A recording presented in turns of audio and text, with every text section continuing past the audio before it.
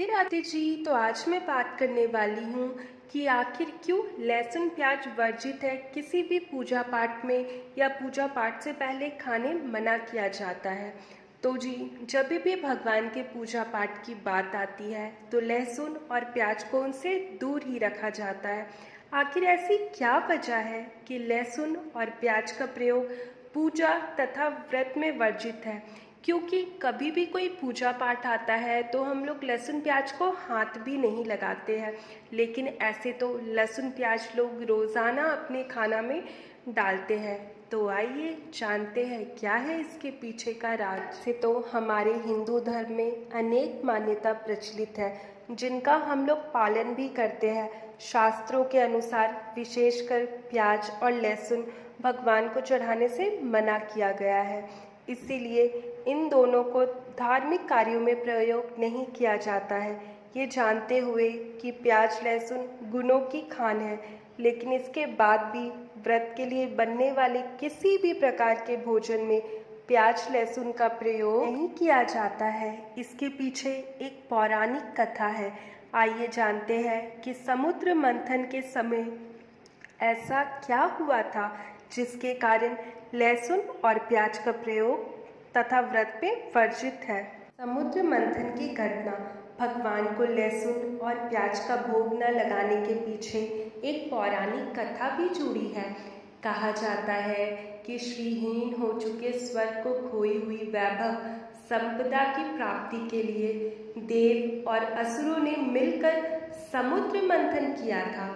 समुद्र मंथन करने के दौरान लक्ष्मी के साथ कई रत्नों समेत अमृत कलश भी निकाला गया था। अमृत पान के लिए देवताओं और असुरों में विवाद हुआ तो भगवान विष्णु मोहिनी रूप धारण कर अमृत बांटने लगे।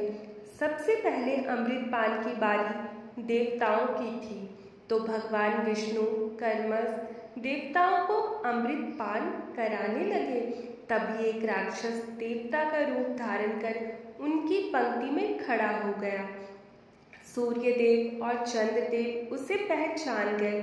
उन्होंने विष्णु भगवान से उस राक्षस की सच्चाई बताई।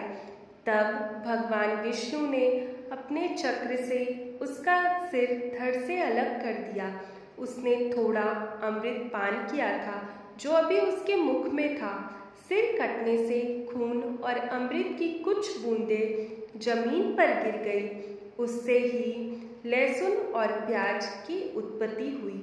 जिस राक्षस का सिर और धड़ भगवान विष्णु ने काटा था, उसका सिर राहु और धड़ केतु के रूप में जाना जाने लगा। राक्षस के अंश से लहसुन और प्याज की उत्पत्ति हुई थी। इस कारण उसे व्रत या पूजा में शामिल नहीं किया जाता है। और ऐसी मान्यता है कि शास्त्रों के अनुसार लहसुन प्याज तामसिक प्रकृति के होते हैं, जो कि अशुद्ध श्रेणी में शामिल होते हैं। लहसुन प्याज का सेवन करने से अज्ञानता को बढ़ावा मिलता है। आप सभी ने जान ही लिया कि भगवान विष्णु ने जिस राक्षस का सर काटा था, उनका सिर राहु और धड़ केतु के रूप में जानने लगा।